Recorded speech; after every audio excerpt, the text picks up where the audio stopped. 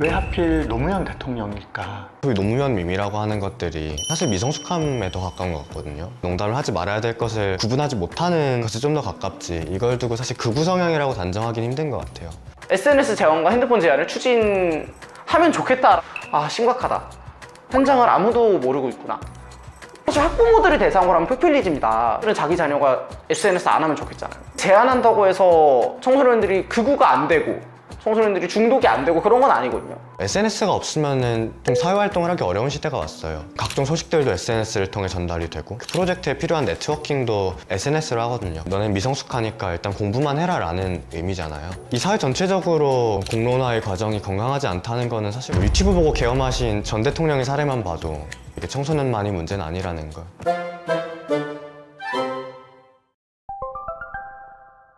저는 청소년 독립언론 토끼풀에서 활동하고 있는 편집장 문성우라고 하고요. 저희 토끼풀은 은평구의 한 중학교에서 창간이 되어서 신문을 압수하고 막 발표를 금지당하고 이런 다양한 사건들을 겪고 밖으로 나와서 지금 독립언론이 되었고요.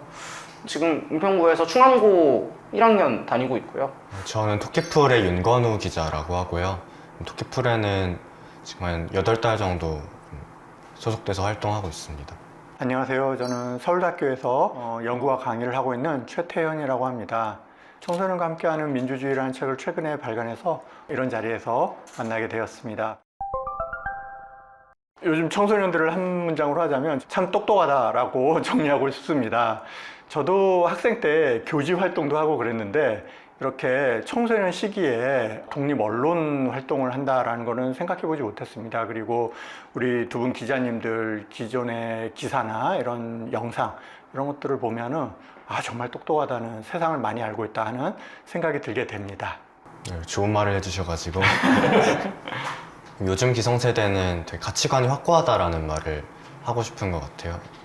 어떤 뭐 민주주의나 아니면은 옳다고 생각하는 것에 대해서 굉장히 확실하게 좀 그 생각을 가지고 그 가치를 좀 실현하기 위해서 움직이는 모습이 존경스럽기도 하지만 또 한편으로는 되게 확고한 본인 생각을 가지고 있는 부분이 가끔은 답답하게 느껴지기도 하는 그런 면이 있는 것 같습니다. 가치관이 확고하다를 다르게 말하면 꼰대죠.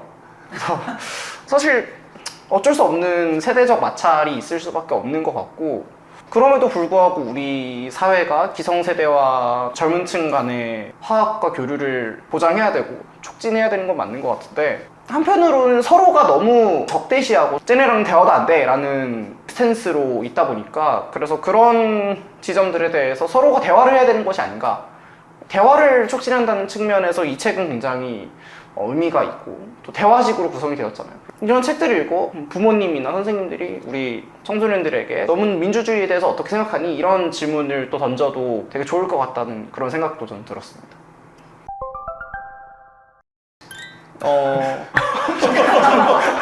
교수님 같으신 분 같아서 전형적인 교수님 상이지 않겠습니까? 사람을 되게 만나 뵙다 보면은 그 약간 머리가 휘신 분들이 되게 내공이 깊으시더라고요.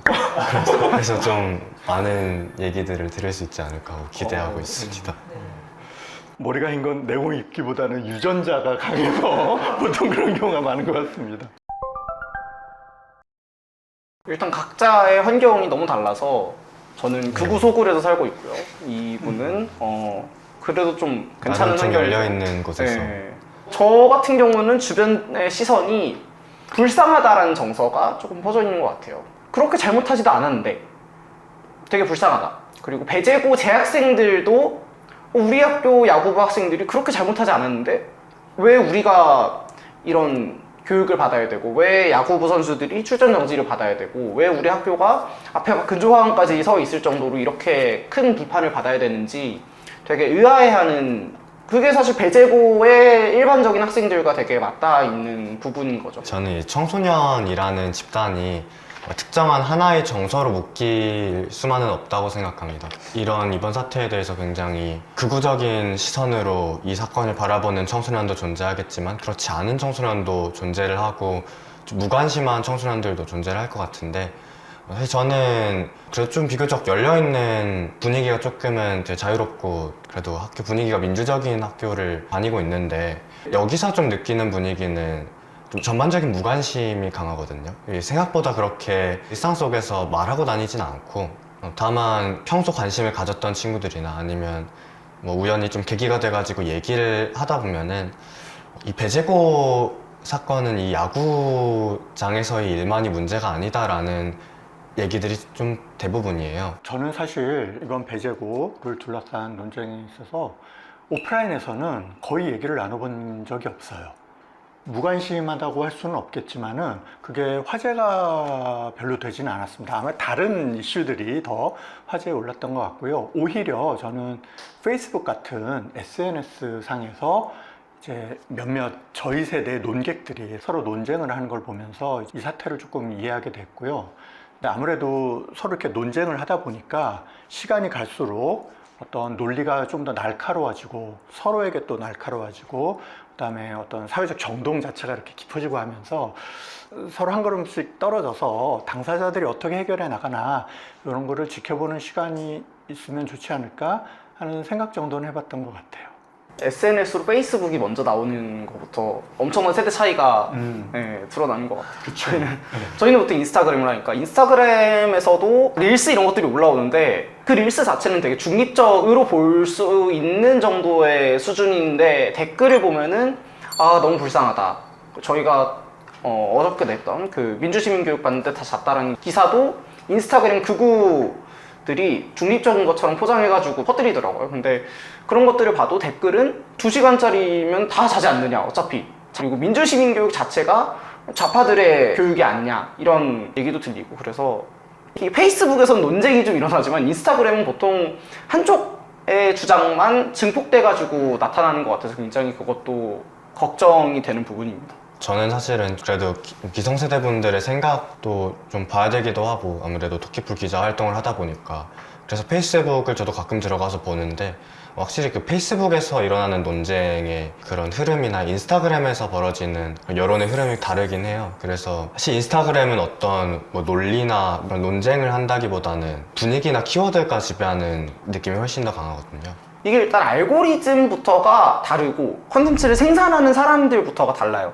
이게 진보적인 사람들은 일단 인스타그램을 잘 안 하는 것 같고 그리고 세대 차이가 워낙 많이 나기 때문에 자유대학 이런 데는 20대들이 많이 있잖아요. 극우적인 그런 20대들이 많이 있는데 근데 반대로 생각해보면 진보적인 사람들은 대체로 40, 50대다 보니까 인스타그램 안 하잖아요. 그래서 인스타그램에서는 극우적인 컨텐츠 생산자들이 되게 큰 비중을 차지할 수밖에 없고 그리고 그들이 되게 잘해요. 그래서 알고리즘의 대부분도 정치적인 컨텐츠 알고리즘의 대부분은 그 극우적인 컨텐츠들이 이미 지금 먹고 들어가는 상황이고 반대 성향의 생각을 가진 사람들이 콘텐츠를 만들지는 잘 않는 것 같고 이미 극우들한테 점령이 됐다 보니까 극우들이 몰려와가지고 막 이상한 린치를 한단 말이에요. 그러니까 쉽지 않은 것 같아요. 네, 인스타그램은 문성호 편집장도 말했듯 그런 사진과 영상 위주의 컨텐츠다 보니까 어떤 긴 호흡의 논리들을 쓰기보다는 조금 더 어떤 감정 키워드 혹은 그 분위기에 의존한 호흡이 짧은 컨텐츠들이 많습니다. 그래서 긴 논쟁이 이루어지기 어려운 구조이기도 하고 주변에서 보다 보면 인스타그램을 플랫폼으로 활용해서 긴 논쟁을 하거나 논리를 정립하거나 하시는 분들을 보긴 봤는데 플랫폼 특성상 페이스북만큼의 어떤 그런 힘을 받거나 하진 않는 것 같아요. 보통 그분들은 이제 극우들이 몰려와가지고 인신공격을 막 하기 네. 때문에 인스타그램을 접죠 보통. 실제 많은 분들이. 사례입니다. 진중하게 길게 쓰시는데 그 상대편의 극우 진영에 있는 그 악플러들은 그냥 한두 줄씩 댓글 다는 게 계속 반복되니까. 왜냐면 논리로 승부하지 않거든요. 네. 논리를 아무리 펼쳐놔도 쟤 못생겼네 이런 식으로 네. 일관하기 때문에 버틸 수가 없는. 그렇게 좀 조정하게끔 하는 플랫폼인 것 같아요. 해외 인스타그램 같은 거 보면은 인터넷이 진보적인 성향이 강하거든요. 전반적으로 어떤 진보적인 콘텐츠들이 유통되긴 하는데 뭐 역시 그런 길고 진중하다기보다는 감정이나 분위기, 키워드에 약간 집중되어 있는 짧은 호흡의 콘텐츠들이 많죠. 한마디로 조롱과 혐오에 네. 특화돼 있다. 네, 그렇게 말씀드릴 수 있을 것 같습니다. 커뮤니티를 사용하는 경우도 뭐 다수는 아닙니다만 좀 보기는 하는 것 같아요. DC인사이드는 좀 남성 청소년들 중심으로 쓰는 사용자들이 있는 것 같고 특히 어떤 뭐 게임이나 서브컬처 쪽 관심 있으면 많이 쓰는 것 같고요. 남고들 같은 경우에는 네. 학교별로 DC 인사이드 갤러리가 네. 있습니다. 네. 충원고 갤러리 뭐 이런 식으로 돼가지고 거기서 이렇게 막 선생님들 욕하고 익명이니까 근데 사실 그런 DC 인사이드 같은 그런 어떤 그런 커뮤니티들을 활용하는 그런 청소년들이 주류는 아니거든요. 숫자로 보면은 주류는 아닌데 커뮤니티에서의 생산되는 밈이나 문화 같은 것들이 인스타그램이나 유튜브 등을 통해서 일반적인 청소년들에게 좀 퍼져나가는 부분이 있어서 사실 조금 그쪽 문화를 좀 선도하고 있는 부분들이 있습니다. 약간 모든 거를 놀이로서 소비하는 것 같긴 해요. 근데 그것이 정치인들, 뭐 돌아가신 정치인들 뭐 그런 경우가 있어서 그렇지 배재고 같은 경우에는 가야지도 농담으로 지금 한다고 하고 예, 그런 것 같습니다. 그래서 분명히 이런 조롱이 심각한 수준인 건 맞지만 좀 진지한 건 아닌 것 같아요.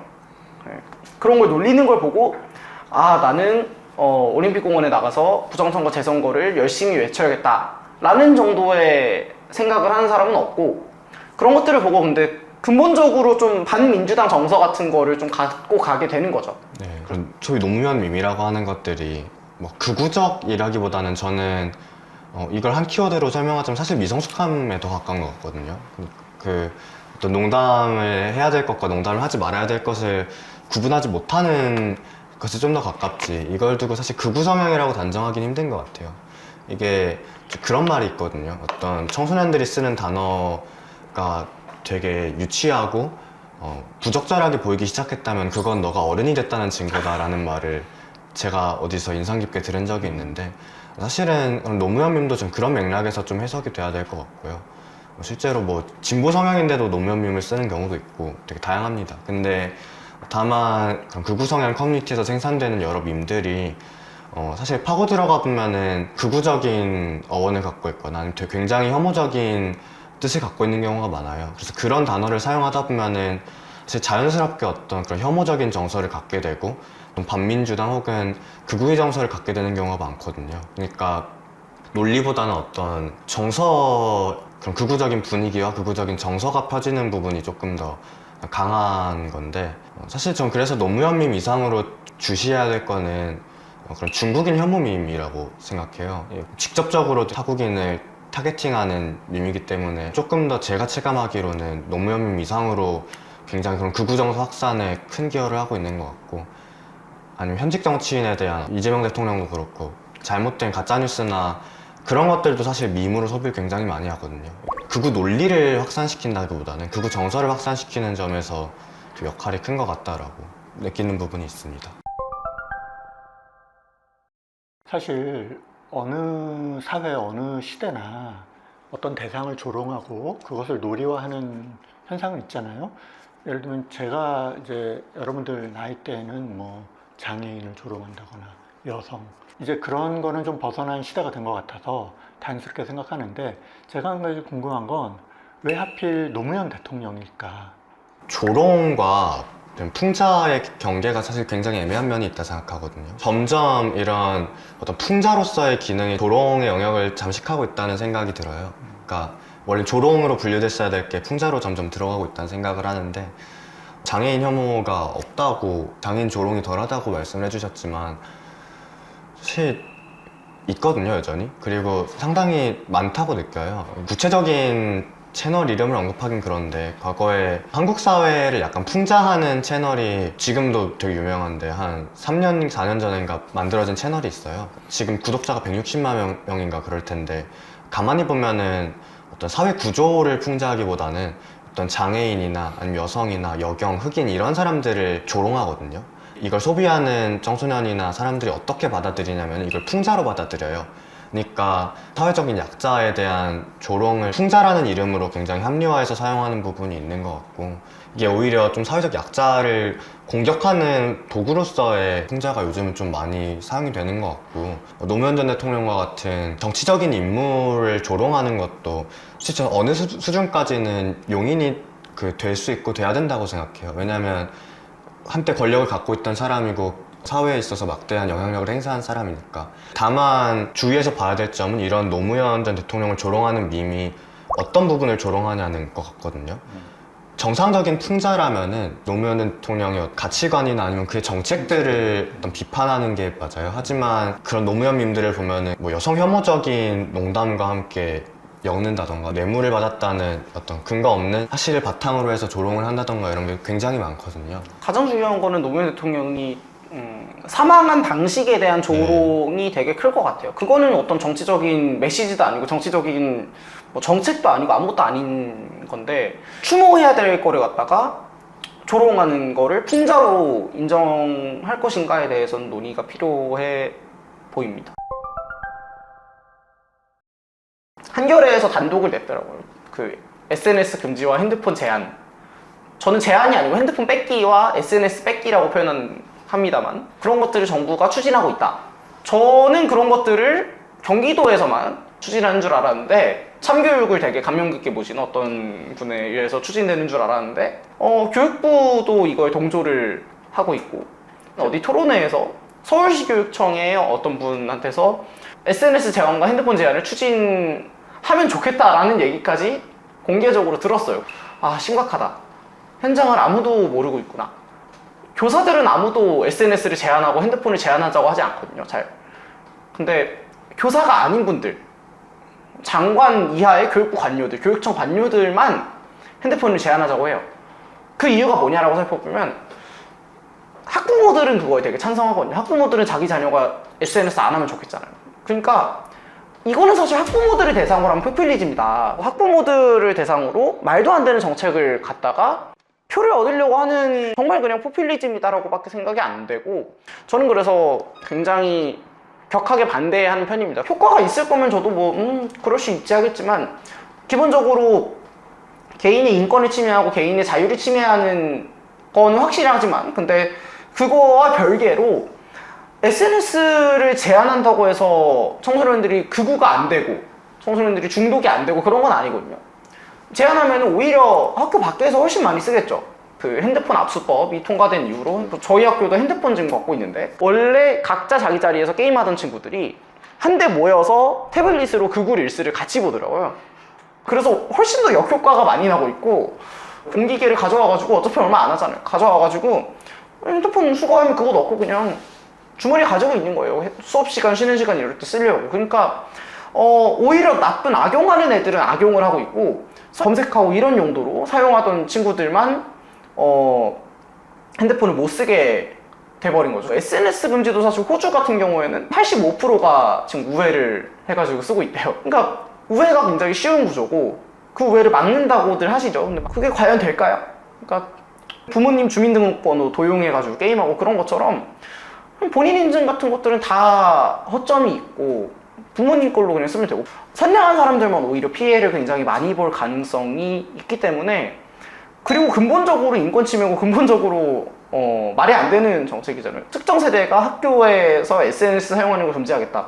뭐 선생님들도 핸드폰 뺏고 교장 선생님부터 핸드폰 쓰지 않으면 사실 될 것 같아요. 교육부 청사 안에서 핸드폰 안 쓰고. 그러니까 어른들이 말이 안 되는 행위를 하고 있으니까 아이들도 사실 학생들도 이거에 반발할 수밖에 없는 거고 SNS가 금지된다고 저도 문제가 해결될 거라 보진 않고요. 어떤 소셜미디어가 좀 사회에 악영향을 끼치고 있는 부분은 저는 맞다고 생각해요. 근데 그거를 어떤 특정 세대를 대상으로 해서 금지한다고 해서 이 문제가 해결될 거냐라고 보진 않고요. 마찬가지로 우회할 친구들은 계속 우회를 할 거고 뭐 극우 밈은 여전히 계속해서 좀 퍼져나갈 거고 이런 SNS는 사실 극우 밈을 전파하는 플랫폼이잖아요. 이전에 어떻게 극우 밈이 더 효과적으로 전파될 수 있었냐 하는 극우 밈이 전파될 토양을 만들어준 게 무엇인가를 좀 봐야 된다고 생각해요. 근데 대한민국의 학교는 민주주의나 혹은 함께 살아가는 법을 가르치지 않잖아요. 되게 처음부터 그런 수능이라는 입시제도 아래에서 서로를 좀 경쟁하고 밟아 누르고 좀 강한 사람이 약한 사람의 것을 뺏어가는 것을 당연하게 좀 가르치는 사실 그런 교육 시스템이 있고 또 그걸 정당화하는 사회 구조가 있는데 사실 이 속에서 어쩌면 어떤 공동체에 대한 신뢰를 잃고 그런 각자 도생으로 빠지고 어떤 또 누군가에 대한 혐오와 좀 배제를 좀 당연하게 여기는 거는 사실 그건 당연하다고 생각하거든요. 그러니까 그런 기본적인 어떤 극우의 성향을 가질 수밖에 없는 토양을 사회가 조성을 해놓고서 SNS만 막는다고 뭐 이런 환경이 개선되냐라고 했을 때 저는 그렇게 생각하진 않아요. 그래서 결국 우리 학교를 조금 더 배제와 경쟁만을 배울 수 있는 것이 아니라 또 민주주의와 함께 살아가는 법을 배울 수 있는 공간이 되는 게 저는 우선이라 생각하고요. 우리 사회 교육 시스템을 또 바꿀 의지가 없거나 아니면 바꿀 능력이 없으니까 전 SNS 금지에만 몰두하시는 거라고 생각해요. 세게 표현을 하자면은. 사실은 한국 사회에서 한 16년 전에 비슷한 논쟁이 있었어요. 게임 셧다운제 논쟁이었죠. 밤 12시 이후에는 게임을 못하게 하자라는 이제 규제를 여성가족부 중심에 도입하려고 했었는데 결국은 뭐 중학생만을 대상으로 밤 12시로 정해졌죠. 그때 재미있었던 현상 중에 하나는 지금은 이제 SNS는 교육부가 주도로 그런 얘기를 하고 있지만 그 당시는 여성가족부였고 문화체육관광부에서 이거를 반대를 했어요. 당시 이제 게임 컨텐츠가 굉장히 중요한 사업이었다 보니까 문화체육관광부 쪽에서는 게임 산업 쪽과 연관이 되면서 공식적으로 반대를 했죠. 그래서 두 부처의 그 협상 과정에서 결국 중간에서 결정이 된 거고 아마도 이 SNS 금지도 만약에 정말로 공론화가 돼서 진지하게 이야기가 시작이 된다면 정부 쪽에서도 동일한 목소리가 나오지만은 않을 거라고 생각이 돼요. 예. 며칠 전에 또 어떤 기업 회장님도 말씀하셨지만 현재 사회는 민주주의라는 축도 있고 자본주의라는 축도 있기 때문에 자본주의 쪽에서의 반응이 어떻게 될지는 모르는 일이라는 복잡한 이슈도 있습니다. 다만 개인적으로는요, 규범적으로 따지자면 SNS 금지법을 저부터 적용했으면 좋겠어요. 예. 밤에 완전히 지친 상태로 집에 들어가서 있으면은 이 뇌가 저전력 상태에서 그래도 뭔가 정보를 처리하려는 욕구가 있다 보니까 릴스를 보고 있게 되거든요. 그걸 보고 있으면 내가 왜 이러고 있나 하는 생각이 드는 순간이 있습니다.